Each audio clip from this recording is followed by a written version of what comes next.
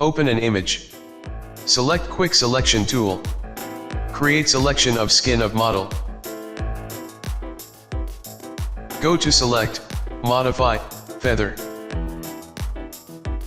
Make feather radius 15 pixels and hit OK. Create hue and saturation layer. Change blend mode from normal to soft light. Increase brightness amount 60 to 70.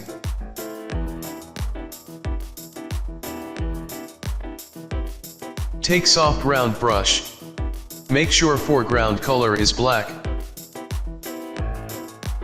Start painting areas where we don't need brightness. So, here is image before and after.